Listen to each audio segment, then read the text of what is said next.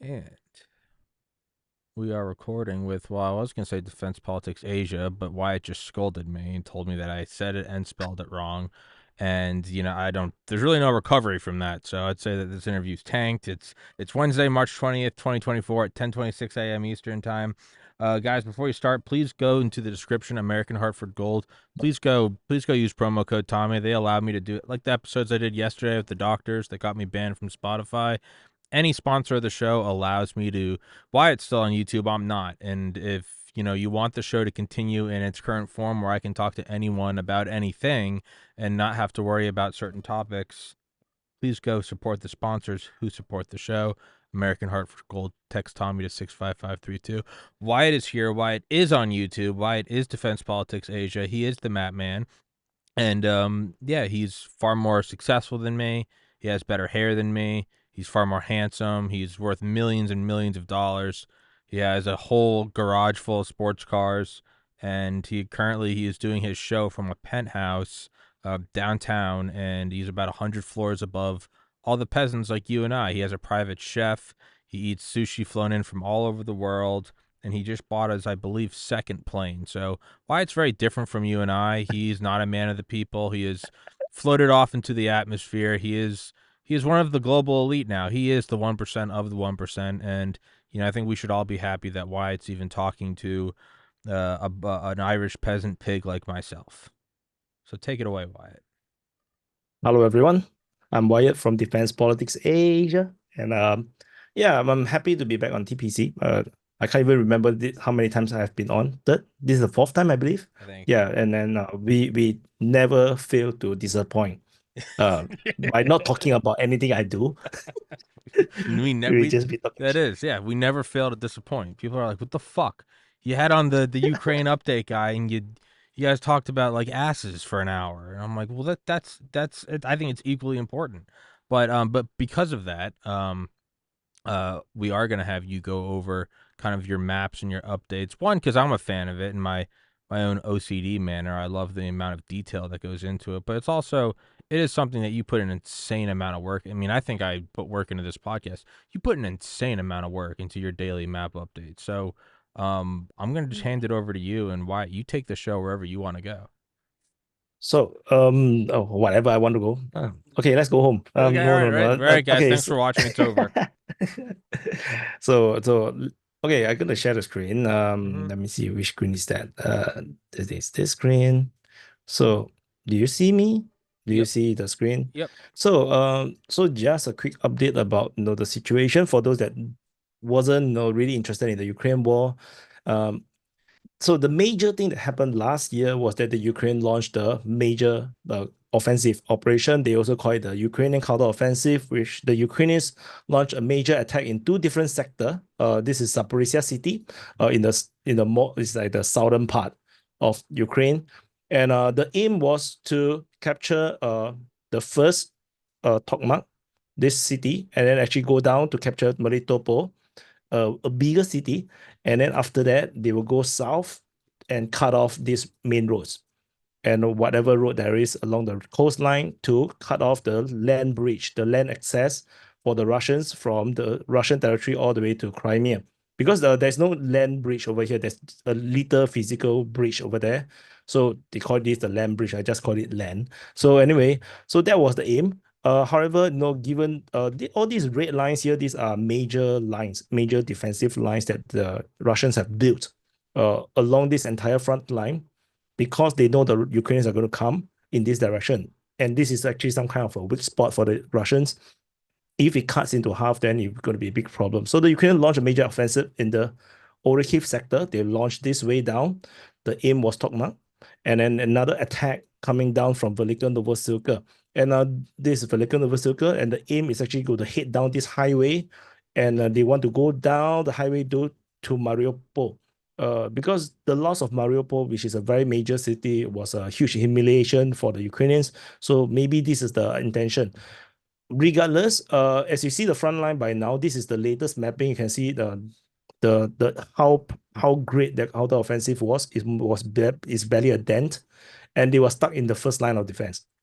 This is basically the first line of defense. They hardly go anywhere. No, this, and they basically just stuck here.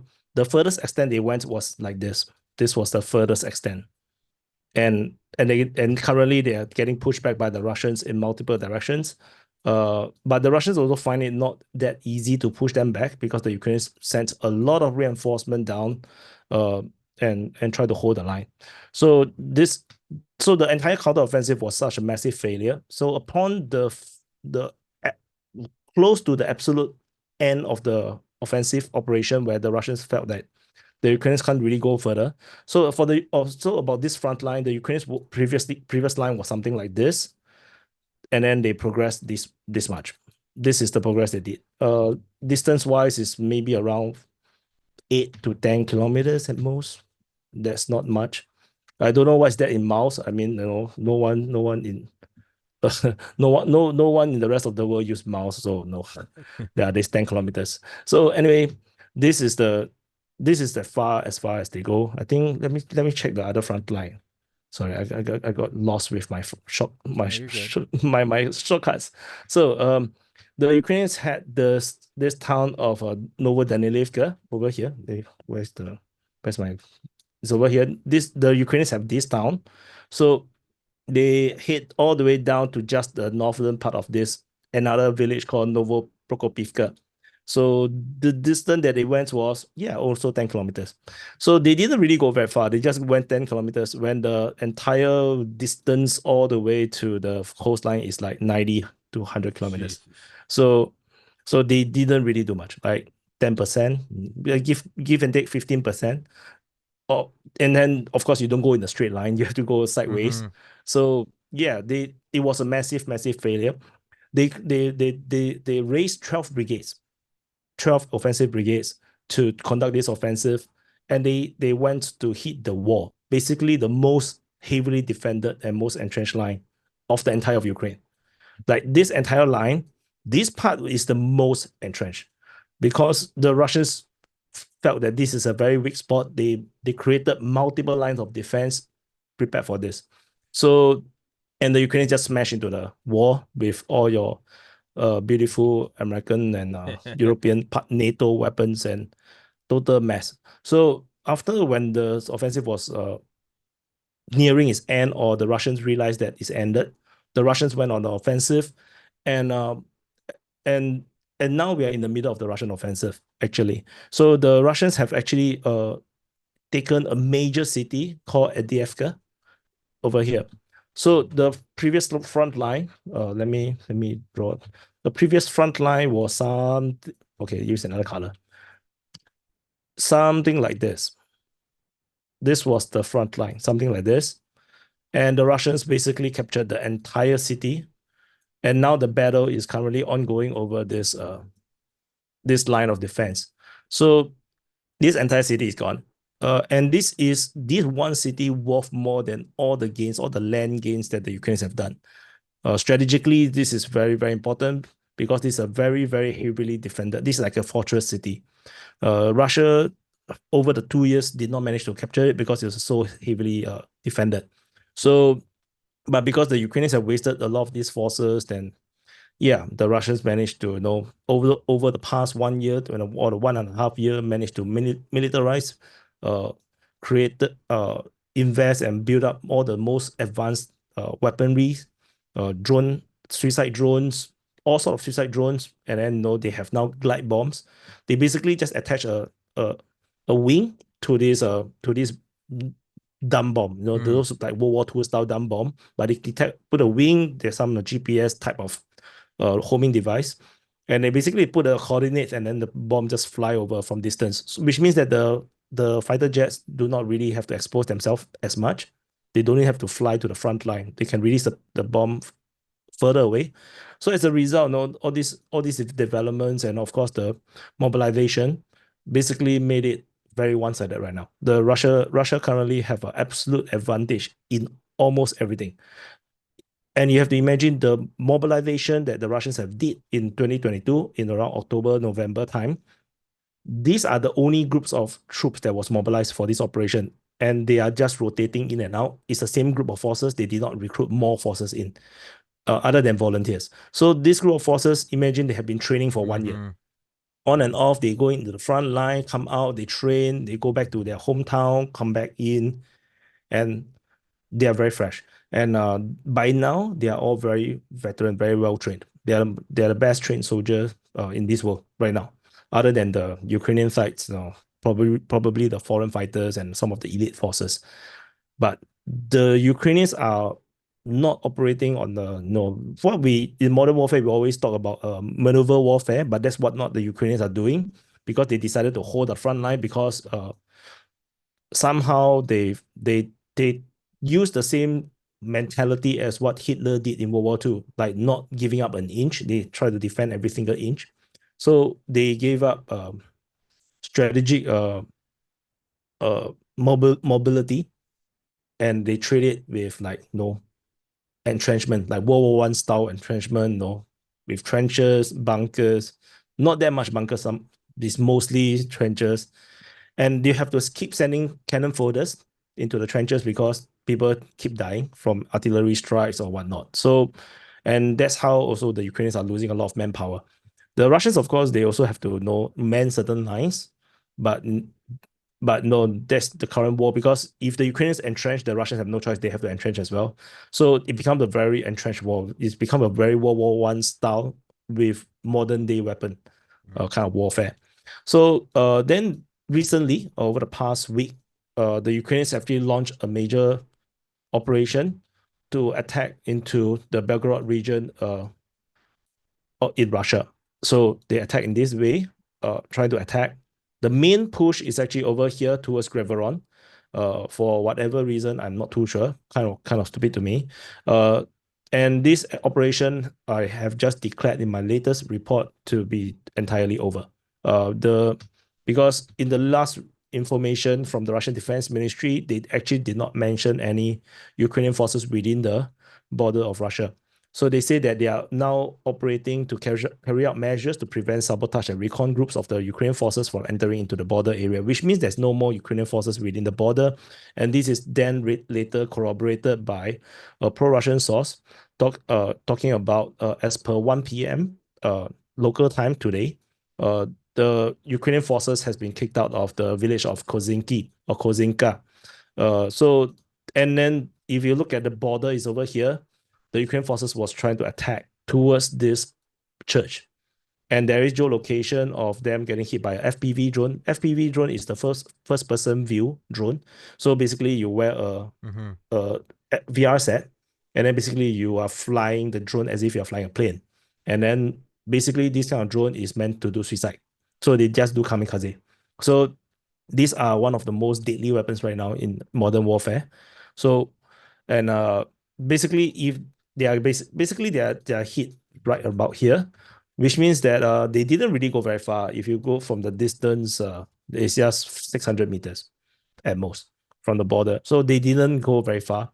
So anyone that tell you anything about they are going very deep. If you guys watch maybe other channels, maybe read certain media talking about Ukraine's Belgorod offensive is very successful, those are fake news. So 100% it is a massive failure. There's no other way to describe it. Because so for me, so just to add another thing was that I did mention about the possibility, or rather what the Ukrainians should do with the 12 offensive brigades was to attack Belgorod. That's what I mentioned, and people thought that I was crazy. But because this is actually a soft spot, the Ukrainians should have attacked here with the 12 brigades. If you have over 10,000 troops, to maybe more than that, maybe 50,000, 100,000 troops, with 12 offensive brigades with hundreds of armored vehicles, hundreds and hundreds of armored vehicles, where the Ukrainian Air Force is still more intact with HIMARS and everything, capturing Belgorod is actually a possibility. The Russians, yes, they may have a bigger army, but it is difficult for them to suddenly mobilize so much troops to defend this line. They will not have the manpower to deal with a Ukrainian offensive then. But instead, the Ukrainians went to push this way and then got smashed in the line where the Russians are really ready for them. So that's the current situation in the Ukraine war. So it's very pathetic and kind of pointless. And the latest is that the French president Macron is is flirting about the idea of sending French troops into Ukraine, particularly to Odessa region. So it's basically this area here, this oblast, which is something like province. So this one. So that borders Moldova and Transnistria. Transnistria is this badly drawn banana that is next to Moldova, which is actually defended by peacekeeping force from Russia. So because this group they fought a civil war with Moldova, and because these guys here they really want to be their own country, right? Because they were, from my understanding was that they were well to do. They are a bit like different from the Moldovans and something. They want to be their own thing. But of course, being such a badly drawn banana, of course, this is not a practical state, not a practical country to be. So anyway, whatever it is, yeah. So the French forces thinking about sending 2,000 troops into this area here.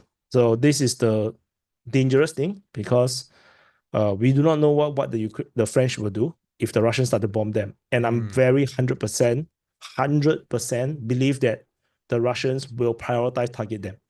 Why? They will Yeah. make sure Why that these would? Why 2,000 would? troops will be wiped out. Why wouldn't you? If you're Russia, why wouldn't you? You'd send a fucking message, right? Yeah. The because the idea is that you don't want to encourage the NATO forces to You be don't want to. sending Yeah, you more don't want to troops in. encourage an international Yeah. fucking gangbang. Excuse my Yeah, language, because but it's just yeah. if they send in 2,000 troops and you didn't stop them, then of course they will send another 2,000 troops. And before you know it, you will have 100,000 NATO troops in Ukraine.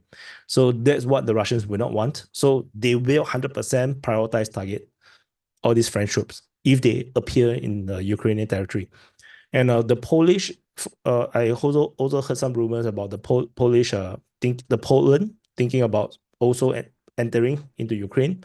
But this one is even more dangerous because Belarus has already gave warning in the beginning of the war that if there is Polish troops entering Ukraine, Belarus will go to war. So that is the red line for Belarus. So for whatever reason, that is the red line from Belarus, which I don't really understand per se. Like, is it because if you want to capture some land, so we will want to, like that kind of thing? I'm not sure. Yeah, but you want a pie, a cut of the pie. We also want a cut of the pie. We will fight it in Ukraine and see who get the pie. I'm not sure if that's the case, but it's stupid. So no, that's why Poland didn't dare to do much more than whatever they have done, because if they enter Ukraine officially, then they will spark a regional war. And now Belarus is not the Belarus in the beginning of the war because they have been constantly being trained by the Russian forces right now.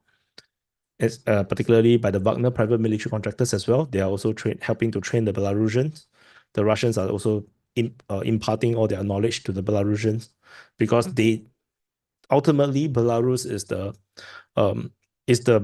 buffer zone for Russia. So no, if there's any war that is supposed to be fought between NATO and Russia, it should be fought in Belarus. So that's why the Belarusian troops cannot be weak. They have to teach them how to fight. So yeah, basically what the Baltic states are, or what Ukraine is for NATO as well. The idea is to fight away from your homeland. Yeah, so this is the battle situation, the war situation right now. Well, and that's the thing is like, prioritizing France or French soldiers. Like when I say why wouldn't you, that's not some support of Russia so much as it's just rationally look at it. I mean, look at the Cold War, look at the Berlin airlift, right? There's a reason why Yep. they drew the line then and there because the logic was if we don't stop this here, it's going to go on. That's the entire idea behind the Korean War, behind the Vietnam War. Obviously flawed and completely worthless in their own right, but we're not talking about fights that are worthwhile because this whole fucking thing's going on. So to just simply look at the past as I guess some sort of a preview for the future, if that is the mindset, if the mindset is you can't have this domino theory thing going down, then that's exactly what you do. You'd prioritize French troops because if you don't, they're going to send in more, and then it's a very quick slope before all of a sudden it's like 50,000 Marines are heading to Ukraine, and it's going to escalate from there. And but I guess on the The other hand, argument yeah, the argument on the Western side is the same. because they say Yeah, that if you don't stop Russia right if you now, don't the stop it Russia there, will start then to it's invade into Poland and whatnot. But but there is a problem with that argument is yeah. that we are now 2 years into the war. If you look at the militarization of the European countries, in the NATO countries, is very weak. The militarization is too slow. Hmm. With the exception of Poland, I think only Poland is the only one that is really militarizing in a way that it looks like they're preparing for war. The Every other country from France to UK, UK is even worse. They want to mothball one of their newest aircraft carrier. Like you look at United States, similarly, there is no militarization. That means no one really takes the threat of Russia seriously. They don't believe that Russia will actually invade into Yeah. Europe. And clearly, if you look at from a strategic perspective for Russia, there's no reason for Russia to invade into Poland. It's pointless because they have enough territory. They have all the land, they have all the resources, and they don't want troublesome people. They have enough troublesome people within their own country. Hmm. The Chechens or maybe the Tatars, they have Dagestan, they have all these groups that doesn't really merge as well as the rest of the Catholic Christian population because they are Muslims. So they have their own problems already. So why would you include no more problems like the Polish and whatnot? So so there is some conundrum in terms of that, and which is why the Europeans are not militarizing. To me, ultimately, never really believe what they say. Of Always course look not. at the actions. Well, Always look at the actions, and the actions shows no one believes that Russia is a threat. well, I'm with you in that 1,000%. I'm gonna look it up right now. Don't believe their words, believe their actions. Um, Speaking of actions, though, I think wasn't it last year that like all NATO countries standardized their munition? I guess I don't know what they standardized their munition production. Like I'll look it up. I thought I remember seeing that last summer. It was like They they went to they all these different like Rheinmetall, everything from like Rheinmetall to BAE Systems to like everything was like, hey, let's start producing the same size shells and the same size bullets, which to the yeah, layman would seem like you're just to play devil's advocate. To the layman would seem but like you're gearing up for some sort of, I guess, concerted coalition movement, mm, right?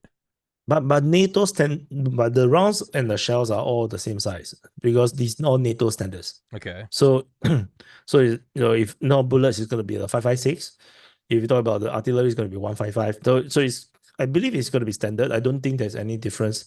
The My understanding was the coordination was because they are trying to get the munition companies to build more artillery shells or to make more artillery shells for Ukraine. But the problem is that they do not have the production scale and the capacity to actually build that much shells that Ukraine needs for war, because uh, the current production is actually only enough for for training for training purposes.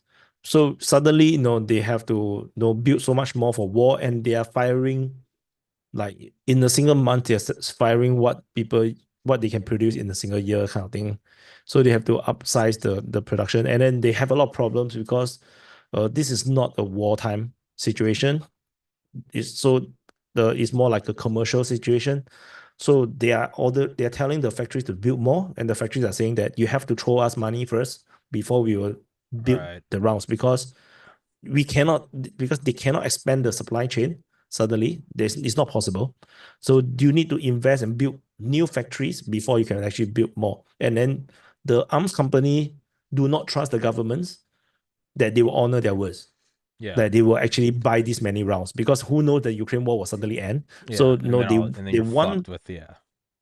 yeah, then you'll be fucked with all the investment that you can't recoup. So I think Sure. the argument was that the arms company are forcing the governments to throw in the money first, pay upfront, so that they can actually have the money to build and recruit and train the Sure. people. Then they can upskill. And my my understanding from my last report on this thing was that they are actually short. They promised Ukraine X number of rounds. They only managed to produce 50% of it. Hmm. So they are still struggling to keep the pace. Whereas on the Russian side, the rumors was that they are now already producing between 2 to 4 times more than Europe and United States combined in terms of artillery shells alone. So Russia the is Russians Jesus. are Russia is already outproducing Yeah. both Europe and United States in terms of rounds. So, and this is no surprise because Russian doctrine is very different. So they do have the capacity to build all these rounds all this time. So yeah, I get you. No, so it's it's weird. yeah. It's weird, right? No, like you're talking about Russia is the impending World War III kind of situation, and nobody give a damn. Like, no, your president did not like. Okay, I'm gonna sign an executive order. No, oh, of course he don't speak like this. He'll be like speak like 10 times slower. But no, Yeah. like no, I will sign into decree. Sign into decree that no, they force the weapons company to build 10, Yeah. 10 more factories, no, or 20 more factories to build rounds. But it's not. They didn't do it. And Well, which means that they are not. I think it's my own layman. I think it's we don't need to because what we're doing is we're using Ukraine as a way to just sell off all the shit that was probably gonna have to be set to be destroyed anyway. It's probably a Yeah, bunch of old munitions that we had, and you know, there's some huge one in Alabama or Texas, a bluegrass army depot. We have so many of these depots where there's just like God knows how many munitions that we just don't use, and they do have I guess, a quote unquote expiration date. And by the way, yeah. again, everything I'm saying, Wyatt, I don't actually give a shit about this. These aren't like my stances. I don't care. I'm just playing devil's advocate. But it's true. I texted But you a couple it of is true. the articles I found. So October of last Uh, year and June of last year from Reuters. NATO calls for common standards push to boost defense production. NATO urges common standards for military ammunition. NATO urges common standards for to curb and curbs on protectionism to boost. So again, I don't. It seems like they're doing something. I don't fucking care. It's just to play devil's advocate. it's Yeah. So to and then and to action speaking louder than words. But Yeah. you're accurate. So the United States, I believe the original plan was that they believe Russia will collapse very easily. Yeah. They don't think Russia's military is actually that strong. So they believe that by giving Ukrainians all these Soviet weaponries and some of Yeah. these Western weaponries, it will be enough to deal with the Russian military. So it's a bit like the Japanese in World War II believing that sinking a few aircraft carrier will Would sink end the it. entire Yeah. United States, right? Something that kind of extent, and indeed that they also did try to scam all the money out by giving old Yeah. weapons, but pricing them at the rate Yeah. of a totally new ones. Yeah. So it is that, but they did not expect the Russians to survive. They didn't expect the sanctions to fail. So when the sanctions has failed, the Russian economy now is getting stronger and stronger, and they actually, I'm not sure if I mentioned in previous podcasts with you before, the first year of war, because of this war, right? Then remember the oil price was really high. The oil and gas price was really high. So because it was a sudden sanction, there was no alternative. So the price was very high. The Russians actually earned stupid amount of money, like a lot of money. And this amount of money was so huge that they used the money to expand their military, to build all these, expand the new factories, put into production all these new weapons that previously was still experimental, and they raised another 500,000 troops, something like this. So they expanded their military by around 150%. With all the money to invest to buy all the tanks, all the armored vehicles, the shells and everything, all through these oil sales. So when they sanction Russia, what happens is that they actually raise the price to give Russia the money to actually buy and expand their military, which is very hilarious because the Europeans still need the oil and gas. So they don't want to buy from Russia directly. So they try to buy it from the rest of the market in the world. And China and India was buying everything that the Europeans do not want to buy. And then they sell it as a no resale back to the Europeans at increased price. So they become middlemen and just take free money. And Hmm. Europeans are still using Russian gas and oil, just that it now sail across the world. so everybody earns. India earns. So you have a massive wealth Transfer. uh transfer into India and China Hmm. through this. And even Singapore was earning a lot from it. Like, because we are a major oil trading center. And then although we supposedly sanctioned the Russian state, but we seems to be buying a lot of Russian oil. And then because it's money, money is money. So everything has screwed up. So yeah, now they're desperate. And from my understanding from some internal sources is that uh, a lot of people in the higher positions are very um, desperate. They are very worried. Like the Federal Reserve is worried because the de-dollarization is happening real fast right now, and your government, the State Department or the president is not really caring about it.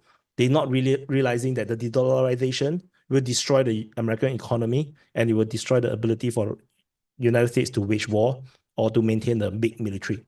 They're not realizing that, and they're continuing policies that will erode the trust of the world towards United States. So this is currently happening, um, and they are still doubling down on the Russia-Ukraine conflict. They're still doubling down on that, and the world is not trusting America as much. As such, everybody is worried because what happened during the sanctions was that what every country believed is untouchable as part of the monetary system, like the SWIFT system, where they do payment systems and whatnot, suddenly got weaponized. So Russia was kicked out of the SWIFT system, and then all the big countries suddenly got worried. Hmm. India, Indonesia, no, all the countries that is not part of the West suddenly saw like, what the hell? How could We you could be weaponize? next. Yeah, we could be Yeah, next. that means one day, because India and Indonesia is not even Russia. Russia is very powerful. Hmm. They are nuclear. They are considered almost like a nuclear superpower. And if they dare to do it to Russia, what is Indonesia? What are they No, gonna do what to is them? India? Yeah. Yeah. So everybody is very worried. And as a result, you saw the sudden expansion of BRICS. Suddenly, BRICS become invoked. Hmm. Before the Ukraine war, BRICS is this bad misfit where rivals are put together in one group. No, India and China is actually not in talking terms, and then you have Russia in it. Then South Africa is like a declining African state, and then you have Brazil, which is like an irrelevant state. No, this Yeah. this misfit of countries putting together is like, who cares? No, who cares? But suddenly, because of this Ukraine war, because of the sanction, because of the lack of trust in the United States, and it prompts that suddenly this group becomes very relevant because now what people see is not a misfit of countries, but they saw is the most powerful countries outside of the West together. So you have Russia, China, India, which is the most populous and most powerful countries in the Asian continent. And then they have the biggest country in South America, which is Brazil, and the most advanced country, supposedly, in South Africa. And then they expanded it. They add in more meaningful states like Saudi Arabia. They got, I think, Iran in, and I think Egypt. I believe I forgot the rest of the few. I reported on it, and then they are trying to court and seduce Indonesia into it. And Indonesia was like holding back. Please don't make life difficult because Indonesia is militarizing against a possible China threat. So they are buying a lot of American weaponry. So there's like they cannot be involved with the BRICS thing yet. So all this geopolitical change is all because of the Ukraine war, and United States basically messed it up. There's no need to do this. Whatever Trump was doing was actually pretty good because of the trade war, forcing China to at least balance the trade a bit more because this trade imbalance is sucking all the wealth out of United States into China, which is why China is getting richer and richer, and their cities are more and more beautiful. And then United States is getting a decline. People start to pee on the street and shit on the street. Hmm. This is because the wealth transfer. So because it's zero something. So now what Trump did was is insufficient, but no, it's a right direction. But because Biden kind of stopped it in a way, so and then continue to let the illegal immigrants in, further exacerbating the problems. And now if the dollarization really happens, then United States will collapse really fast. The And question now is that nobody knows which currency should become the next reserve currency. So this is where the next geopolitical war or competition is going to be, which is probably within BRICS. So my estimation is that the biggest competition right now is between the Chinese yuan and the Russian rubles. So the problem, so the question is now, so there's a geopolitical competition within BRICS itself as well, because Russia, India, and China are too big to be together. So they will be competing to see who is the big brother within the BRICS. So all this competition is ongoing at this time. And even while people are not looking, China is courting the Central Asian countries. They're trying to make some trade deals and whatnot. Then you see Russia is trying to court the African countries. America is defrenching the African continent. All sort of geopolitical change is happening. So this and people are not aware how close we are to some kind of a major economic collapse. Because if the US dollars become irrelevant, then things will get very chaotic. Trade will be very difficult. And there's a high chance, I personally believe the next currency, the competing currency for reserve currencies, maybe the world will become, there will be two reserve currencies rather than just US dollar. I believe the other one would be the Russian rubles. The main reason was because of the China's economic model is not compatible with the rest of the world, which is also why they're so rich right now, because they have trade imbalance with everyone, like literally almost everyone, unless you sell minerals. So unless you sell raw materials, coal or whatever, like Australia or some of the African countries, you're going to have an absolute trade imbalance with China, because China is the factory of the world. And under this kind of situation, is very bad for Chinese yuan to be the reserve currency, because that would just means more wealth flowing into China, and everybody will become very poor. The United States is kind of an opposite. United States is the biggest market, and as a result, United States keep giving loans out to the rest of the world, so that and then they will tell them to, okay, you don't need to pay back, because it already paid for itself because of the circulation of the money.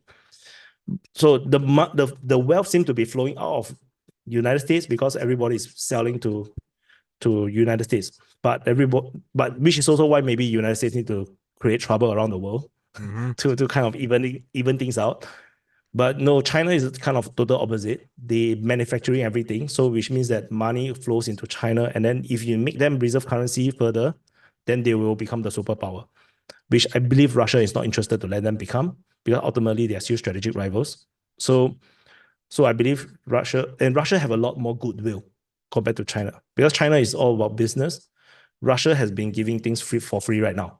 Like they give the free grains, free fertilizers to the African countries. They are buying votes. So, and they are also seen to be fighting on the front line against the West. So there's a lot more positive emotions from the global South towards Russia than towards China. Mm. So this competition is still ongoing. We do not know who will win, and United States is still dreaming. It's still in these days, because the president is in the days. Then the Mm. population is totally chaos. But no, there are still good developments, I believe, because Twitter is now bought by Elon Musk.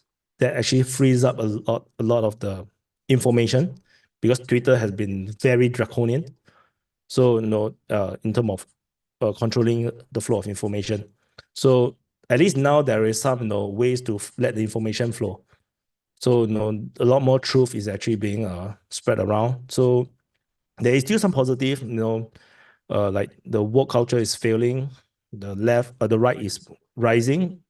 Trump has get back his full rights to run for president.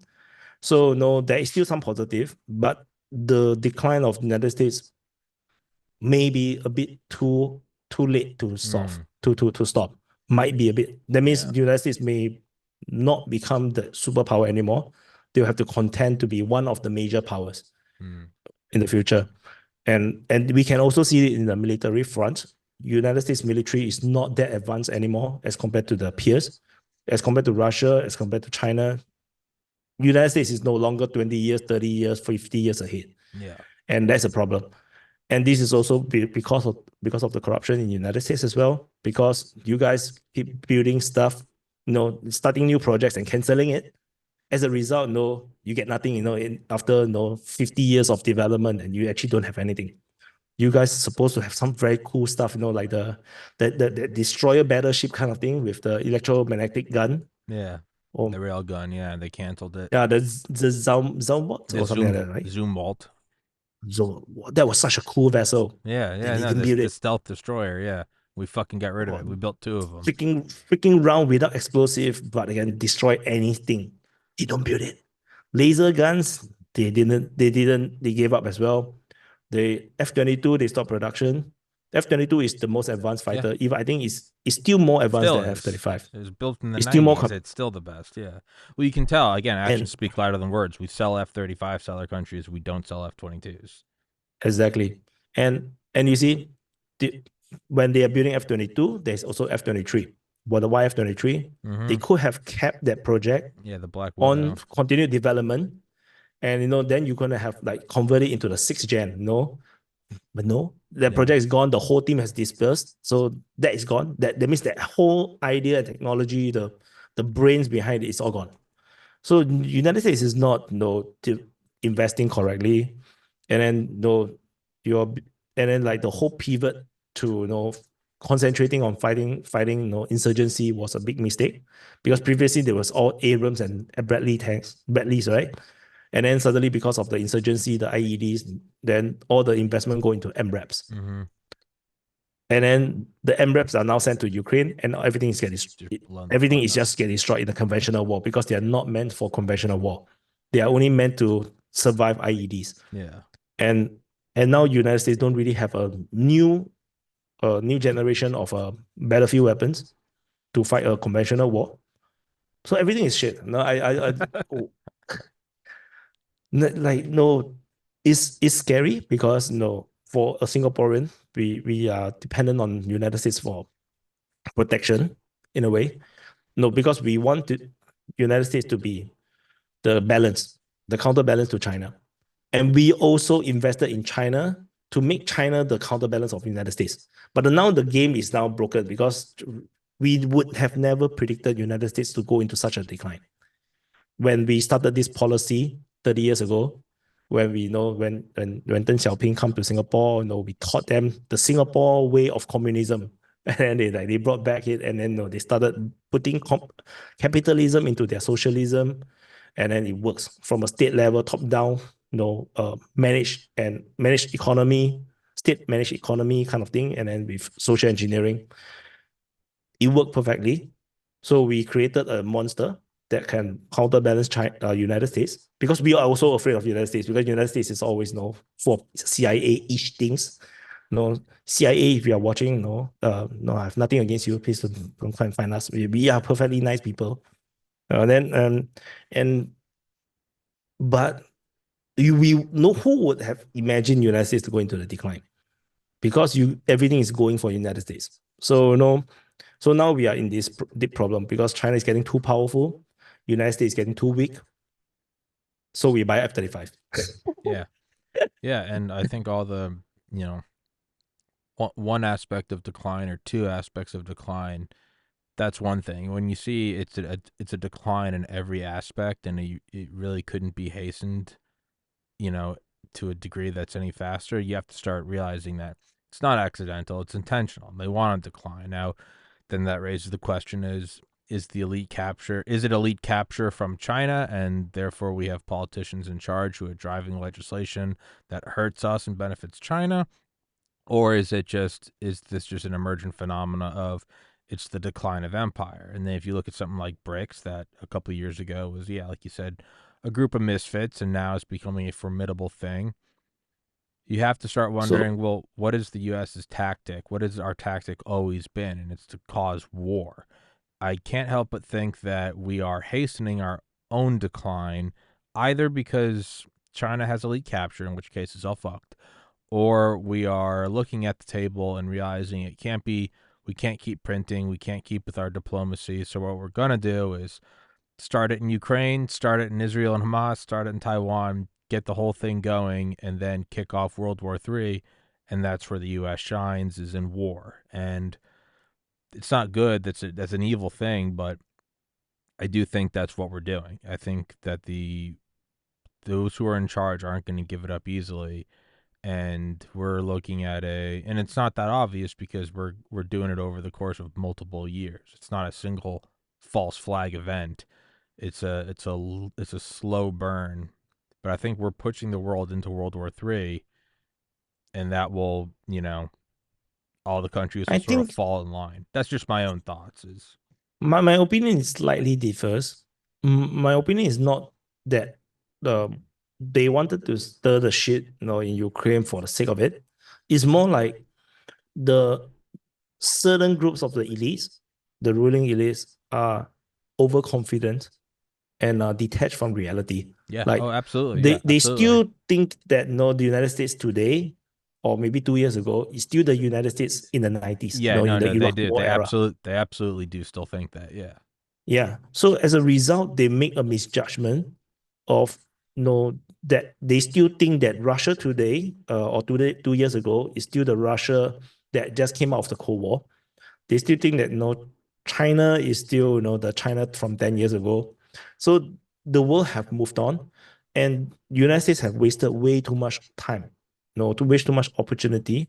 It's like the hare and the tortoise, mm-hmm, running, the race, mm-hmm, that fairy tale, where United States is like the rabbit. Like you're running ahead of everyone. You're the most powerful. All the technologies come from you. Windows, computers, microchips, everything.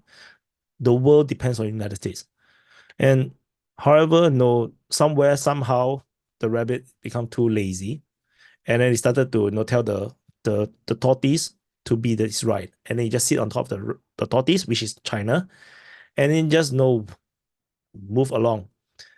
And then eventually the rabbit fall asleep, fell off the tortoise, the kind of thing. And then yeah, but it could be something like this. It feels like it because everything was going for the United States until the overconfidence uh have made them not aware of what is the real threat. And I have something to talk about China as well. My birthday stream was like early this month, and I did mention in the Q&A about this. So China is interesting because China's phenomena is that they are not a capitalistic democracy. They are not us. They are a communist country, state-owned, uh, one party state, where they can do whatever they want.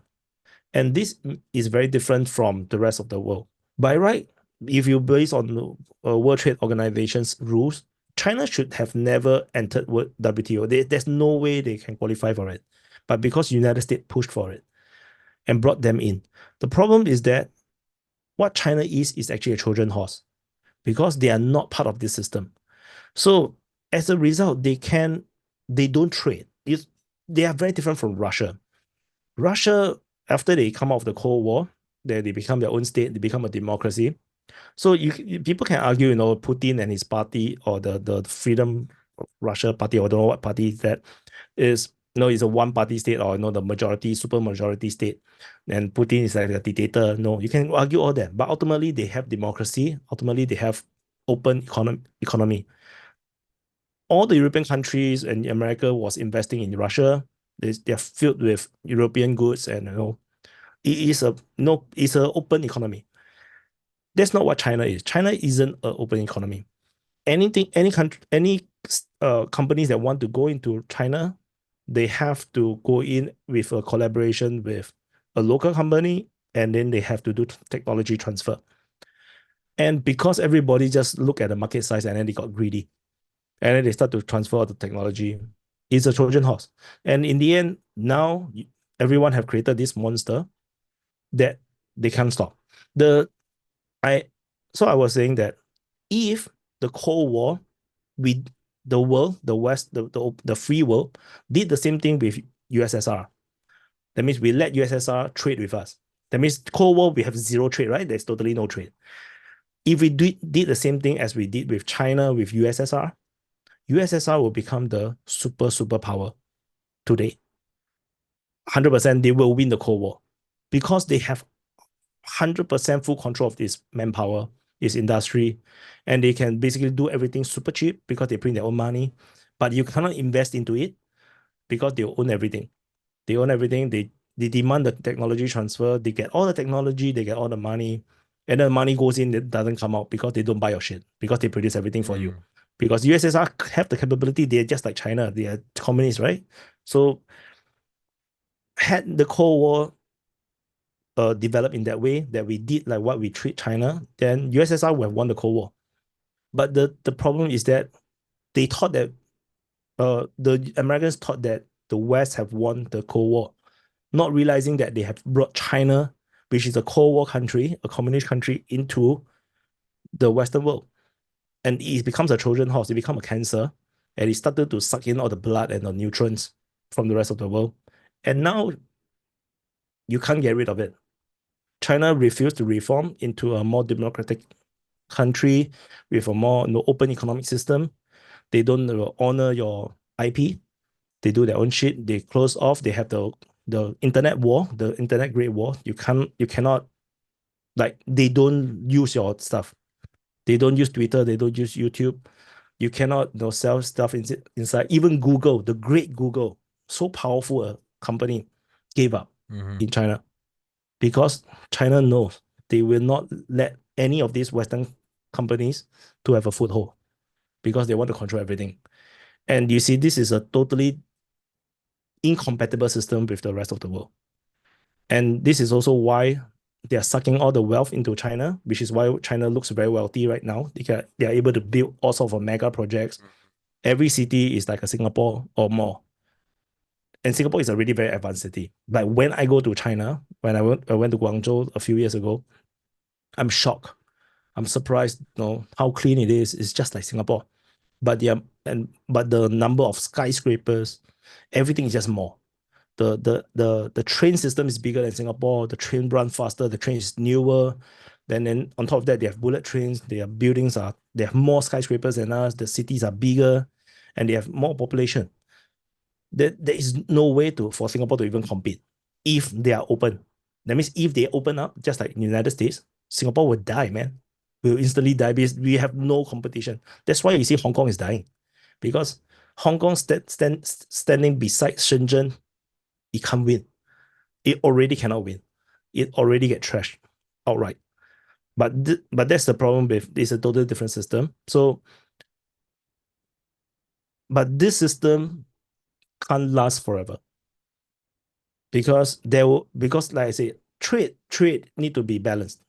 Russia Russia did not develop everything themselves. Like no, they don't develop their own jet passenger planes. They don't make their own cars. They rather buy German cars and everything because trade need to go both ways. Then everybody get rich together. Then you have peace. China's trade is now one-sided, very one-sided with most of the world. So all the money go one way. Now you want to earn China's money. How do you earn China's money? What can you sell to China right now to earn money? Nothing. Nothing. You can only sell the most high-tech stuff, and you can only sell to a point where they fully copy your stuff, and then they will make it themselves. So it is like a cancer, where they suck all the resources, and it's not their fault. China is doing what is right for them, Of and they are right course. to do that because we as the free world or the West brought it upon ourselves because we got too greedy. We wanted that big 1.1 billion people market, but we not see that there is a caveat to it, and and the caveat was very obvious. No, they already told you, no, you want to come to sell in our company, you have to do collab, and then you have to technology transfer. Immediately you do the technology transfer, they will immediately start a new company, bring copy and paste all the technology over to the new company, which is 100% Chinese owned, and then will compete with you. That's what China do. They did it even to Singapore. We developed a industrial park. in I think in Chongqing or in some city, Suzhou Industrial Park.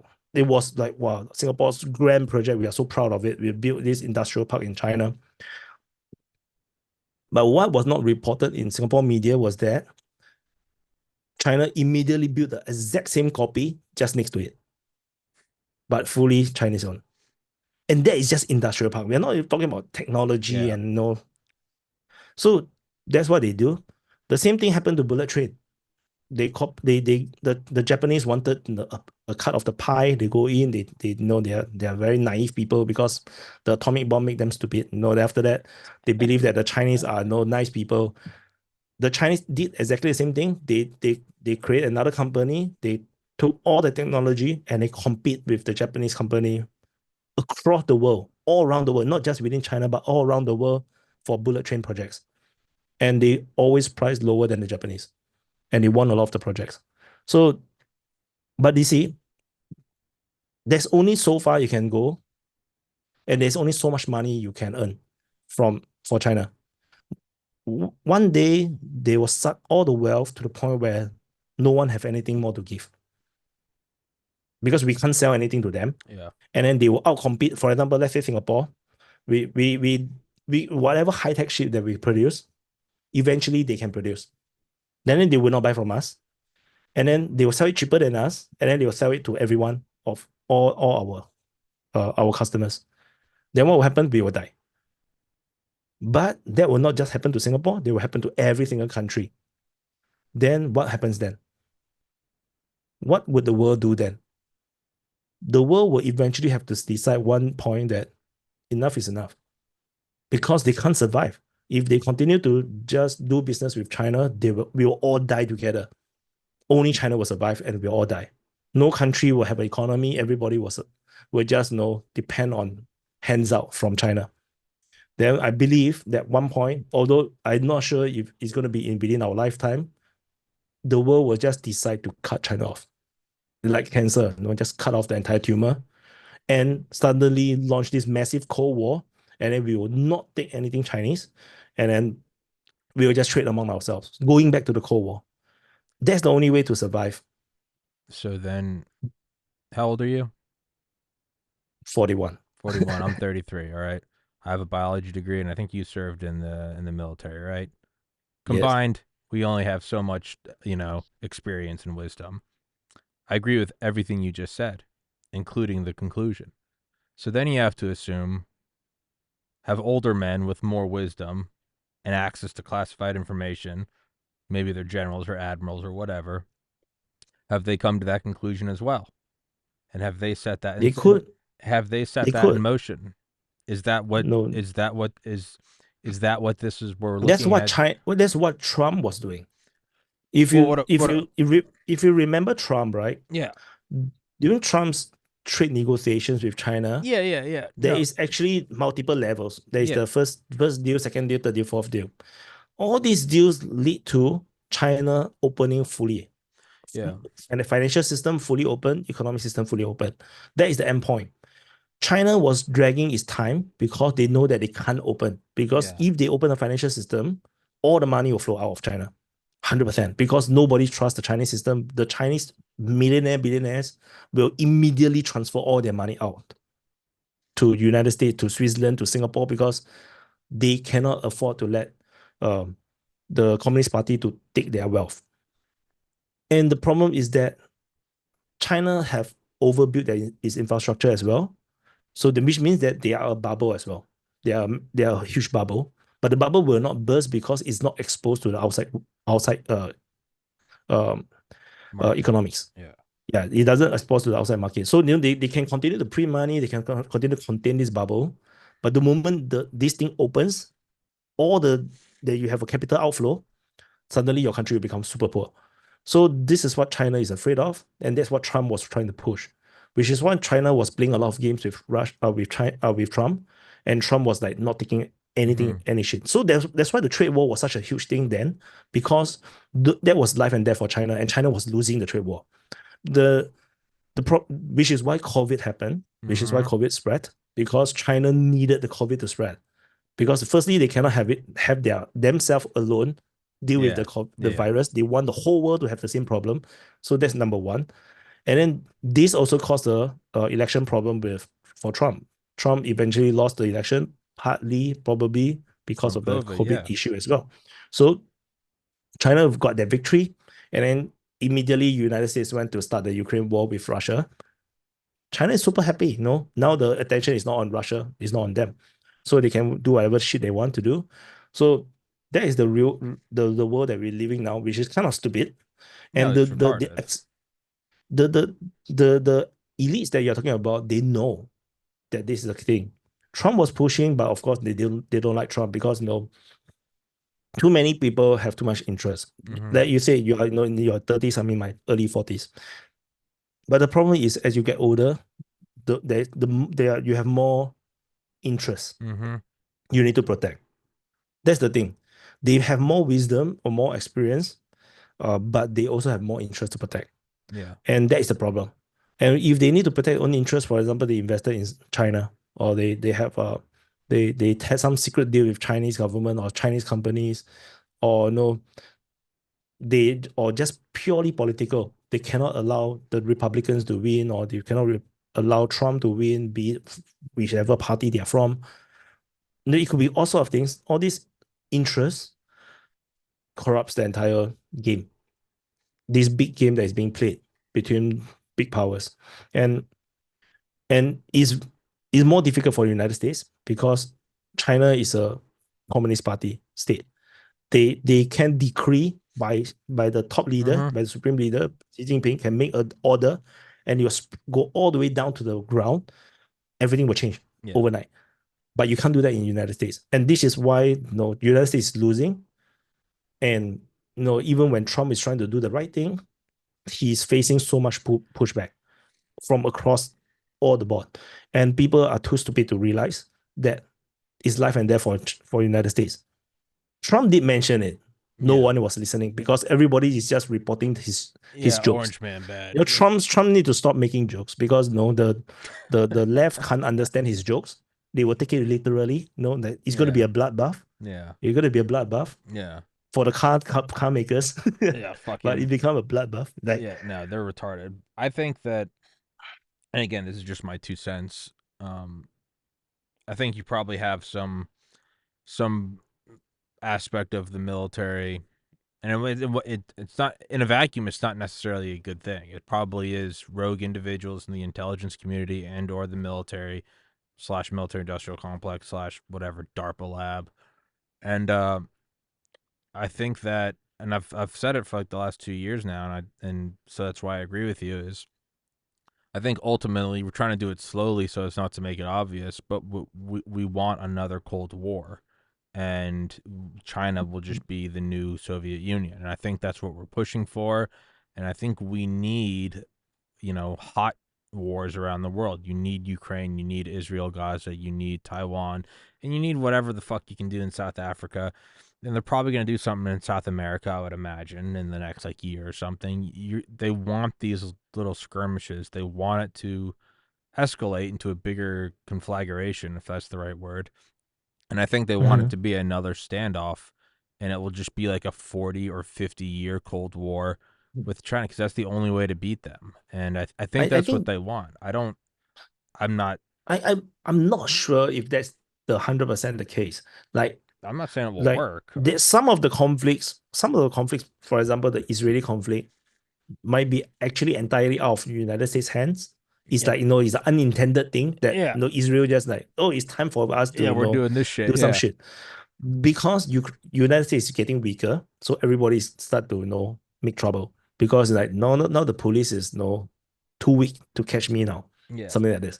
So Israel start to flex its muscle and then everything, and they know that nobody dares to do anything, which is exactly what happened. Nobody dares to do anything. The Houthis are firing at cargo ships, and United States can't do shit about it. Yeah. Like you can't even send in your SOF, or you cannot send in your Delta Squad. You cannot send in your Marines because you don't have it. Your Marines do not have artillery system right now. You I, know that? I think they're The, letting, the, I think they're letting all this shit happen so that people want, how do you roll in how do you roll in a solution? Well, you have to have a problem where people are begging for the solution. I think 'cause the United States, as you know, aside from the southern border, we're fine. I think we're purposely trying to stir shit up and do fucking nothing. How is it that we can fund Ukraine against Russia, but we can't do anything about the Houthis? Here's a spoiler. We don't want to do anything about the Houthis, or we're choosing not to. Or it's the CIA fucking doing it. We're probably giving them the Or missiles. no, or it could be that the elites are too stupid to Or realize yeah, that or inept, yeah. yeah, because ultimately humans, they are all human beings. Yeah, yeah, no. Now, I personally, even like we always talk about deep state, talk about Illuminati or whatnot. Yeah. The reality is that these are just a name They're we just give people. to a organism of many peoples, They're just all people, making yeah. random Yeah. various decisions that happens to go in one direction. Yeah. And and if we because we are all limited by our information diet, and that's a very big problem. And I noticed that even with my own leaders in Singapore, is that they have certain viewpoints or the perception of what is happening is, and you can see that it's shaped by the media that they are reading. For example, my prime minister, when asked during the Trump Hillary Clinton election, was asked, no, what happens if no to the TPP, no, when Trump is, Trans-Pacific if Trump is Partnership. elected, what my prime minister say? He says that uh it's unlikely or it's not possible for Trump to win. And in that, you know what? Trump won, and then we have no American ambassador for the next 4 years. Yeah. There's an embassy, but there's no ambassador because Wow. Trump remembered it. Said fuck And then you. what happened? We sent a huge delegation led by the prime minister and bought a lot of 747 from Boeing because we are trying to, please no, forgive us.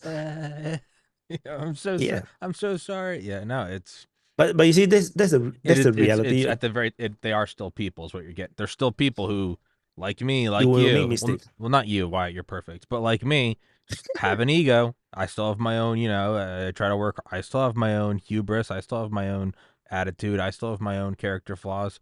That also applies to the president. That also applies to the director of the CIA. That also, the people at DARPA still getting arguments with their wives. Like they're still Yeah, people. And, that includes incompetence and that includes naive and I guess egotistical assumptions. And it also, it goes with we're the best. And it's like not necessarily. because this is the reality. The This Ukraine war have exposed a lot of experts Yes. to realize to As for utter people to realize that they dog are shit. actually, As total yeah, they are not fucking experts. dog shit. Yeah, And no, you and can't. Yeah. No, this has been a and I spoke to major. and I have a contact in an economist for a very big corporation that I cannot say what corporation. He's an economist, and then he shared with me some insider information about the people in his company, which huge company, very powerful company, the people that he met in the different countries, and I also met, talk to or listen to the various professors and whatnot. All these experts, or they are all misguided Yeah. by whatever they read. Yeah. They didn't realize that they are expert in their field, yes, but they can be duped by the media that Sure. they are reading because they trusted, for example, CNN or CSNBC or CNBC or whatever media, Yeah. or Washington Post, New York Times. They do not know that this media is is reporting false information. They don't even know. A lot of the time, they don't even know because it just happens not to be their subject expertise. Mm-hmm. This economist that I was talking to woke up. He suddenly woke up, then realized something is wrong because he was an expert on Russia. And And he then saw how dog. he was not Yeah. even a fan of Trump. He's like, he believed the media and everything. But because he was an expert in Russia, and then when he read the articles, he realized, hey, this is nonsense. Because he know that Russia's industrial capability Mm-hmm. or industrial capacity is actually very strong. But then whatever that he's reading is all wrong. And he realized that something is Everything not is all right. well. That's what triggered him to start to dig. And then that's how he discovered my channel. And then that's how we started to talk. Yeah. And and then and imagine that for a economist of a very big corporation, he was also once upon a time, duped by all this Yep. media, and then he don't really like Trump, because the media says so, or and this is just one person who just happened to wake up because he felt Mm-hmm. something is wrong. But there is still plenty of experts that's out there, be it professors, and these professors are teaching all our students, all our graduates and the brightest mind the wrong stuff. And then we have all these experts in the government, experts in big corporations, in funds. They are all making bad decisions because they didn't realize they can be brainwashed too, Yeah. because they are too smart for their own good. Yeah. Because when you're too smart, you think that you know everything, right? But they didn't realize how do you become smart? It's because you read. And what do you read? They never fact check what they read, Yeah. right? So and these people also very easily dismiss other information, and that's a problem. Yeah. Like like I know that Trump will win the first election because I was watching RT Russia Today. Yeah. I was watching Russia Today, and what Russia Today did was very interesting. They went into they went to report on all the unreported stuff in United States. All the closed factories, the Yep. Hurricane Katrina, like it was not rebuilt. They went into the Midlands, where no everybody is focusing on the coastal cities, right? Nobody's looking inwards, and that's where Trump's stronghold is. Mm-hmm. Where everybody is really feeling it, feeling the decline of the United States. The city coastal people they're blind. They do not know. And that was why when I realized that something is not right. That's why I started to dig into alternate medias and then I come into like Team Pool, and then Mm-hmm. start to know a lot of all these so-called alt-right people, and I start to realize, oh, there is this tide that is coming, and it's very powerful. And then I was confident that Trump will win because I know that Hillary can't beat Trump, but Trump can't beat Bernie Sanders. But Bernie Yeah. Sanders can't beat Hillary Clinton because Democratic Party is corrupted. So Yeah. so because of this scissors paper stone thing, but no, Bernie Sanders will meet Hillary first. Bernie Sanders got kicked out, then the election result becomes obvious to me. Yeah. Yeah. No, Trump And Trump it would have turned out to lost be to true. Bernie. Yeah. And it turned out to be true. So it's like, wow, that was like, and then my prime minister said, no, no, he will not become president. Yeah. Like, Yeah. oh No, my God. it is that sort of kind of a cocky attitude that we forget applies to the people at the very top. I mean, case in point, Because, I'm banned from YouTube. So if one day yeah, somebody cites this episode, they'll go, oh, I never saw that. And it's like, well, you live in a fucking bubble, whether you're aware of it or not, whether it's a conscious bubble or not, it's a bubble nonetheless. And I think that's what we're like, seeing. Um, yeah, I mean, even for me, it's the same. On YouTube, I have to self sure, censor. sure. There's because it's just not worth saying something and then you lose the reach, Yeah, because ultimately the aim is to inform. So if that's where the reach is, where the people are, then I have to stay there. So no, I have to uh play the ball, put it that yeah. way. No, But I no, did I get it. I but I did warn YouTube as well. When I was talking to my YouTube partner manager, I talked to the support. I keep reminding them, if you continue to fuck this up, you continue to not listen to the creators, you continue to make things difficult and make things very ambiguous, then the platform will eventually lose to Rumble, and Yeah, then it'll take a the while, but they world will start to will. fracture. Yeah, But the world will start to fracture, and then everybody lose. yeah, That's the main problem, because now it is more possible for content creator to survive on YouTube because all the ads are all on YouTube. yeah, That's where all the money is. So which is why there's enough money to go around for all the content creators. But once it's fractured into two sides, then no, then things will become very complicated, I believe. yeah, But no, I'm not sure. No, I just wish YouTube or Google to be to really get out of politics. Like, don't get involved. yeah. They're in too deep in politics right now. Facebook and Meta is gone. Mark Zuckerberg is all in into the politics. Is like, Mm, he's fucked. Like, yeah. mm. So Rumble, unfortunately, Rumble is still not there yet. Nah, the No, algorithm they're is not. horrible. They're not. If you give it, I think in 10 years My view, time. yeah, my Rumble viewership have not grown much. Yeah, no, Subscribers yeah, no. hard to come because they don't know how to push the content. So we are still far off. So yeah, Rumble do better. This is like, hey, stop flexing. No, I know you have more muscle than me. Oh, He's I like, don't. Oh, no, oh, I'm stretching, dude. I always wrap up that's a show. I'm sorry. subtle, man. What? That's You so have my subtle. number. If you don't have to say it on the show. You can just text me and I'll send you a workout. You don't need to make a scene out of it. You can He's just like, bit. oh, my Oh, head excuse is me, so, my bad. Oh my god, oh. I'm so fucking America. Yeah. No. No, it's actually just me being old and creaky and. Yeah. Um. But Wyatt, let's wrap this up. All right. Thank you for coming on here, guys. If you go into the description, I'll make sure I have it. I'll pull it up again. If you go into the description, you will see his YouTube, his website, his Twitter, his Instagram. Everything's Defense Politics or Defense Do you, Politics Asia. His LinkedIn, his Telegram, his Discord. It's do you add all a in it. Rumble or not? Do you add Rumble? I have Rumble. Yeah, I got your Rumble on there. Ah, Or okay, do okay. I? Oh For those no. that know, swear off YouTube, only on Rumble, come, subscribe to DPA Come on subscribe to Rumble. Defense Politics Asia. Yeah, yeah. I need more subs because my view count is horrible. Defense Politics Asia. I'm following you out here, but we'll do that. Actually, I didn't have that in the description, so I'll put that in the Yeah, I description as know it. well. You see, I Oh know no, it. you're right. No, I have the Rumble for walking problem, but I don't have Yeah, yeah. defense Remove the politics. walking problem one. No, that Okay, I don't get post rid of stuff that. there All anyway. right, that one's gone. Yeah. So your Rumble is now, and I will change it. I'll change the Yeah, yeah, description of the video right now.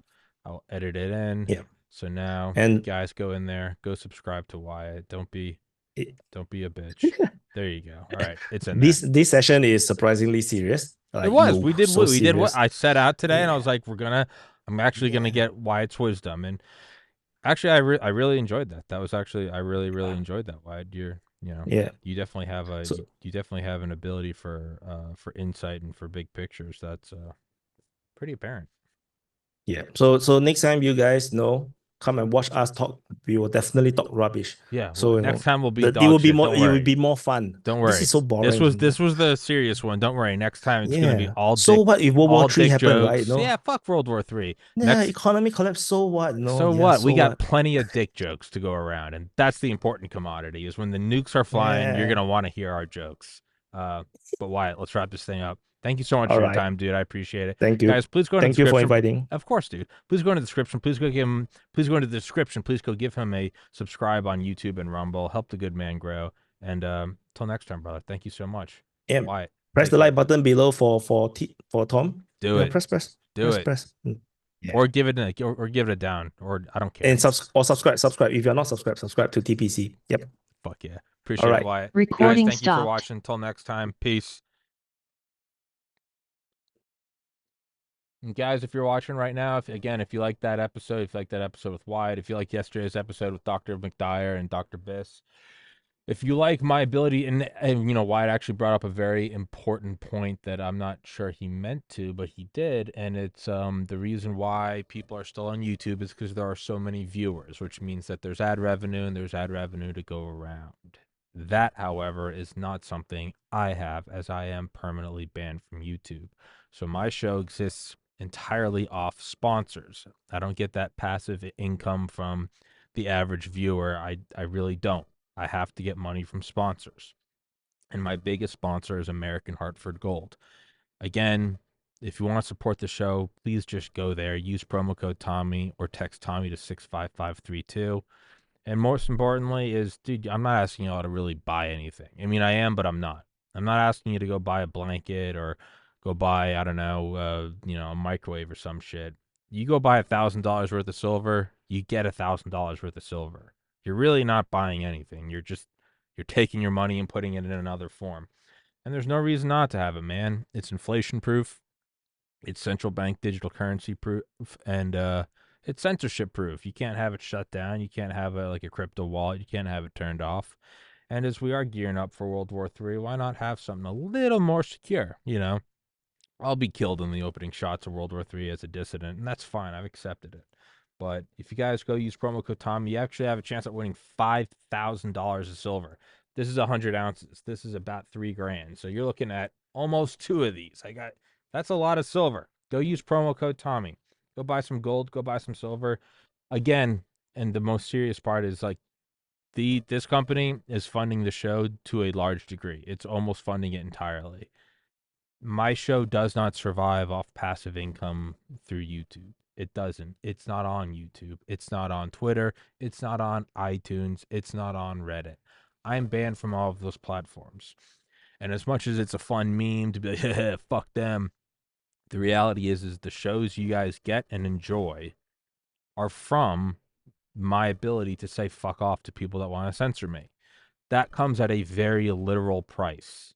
It comes at a price of not being on iTunes and YouTube, which being a media company is stupidity squared. I'm not in the biggest platforms. So if you guys like the show, if you enjoy the podcast, it's never going to be a subscription service. If you like getting these things for free, be it from Dale or be it from Dr. Malone or anything in between or having Wyatt on, if you guys like this show and the broad range of things I talk about and the fact that nothing is off topic, that I will never self censor, if you guys like that, the show does cost money. I know that's not fun, but it does.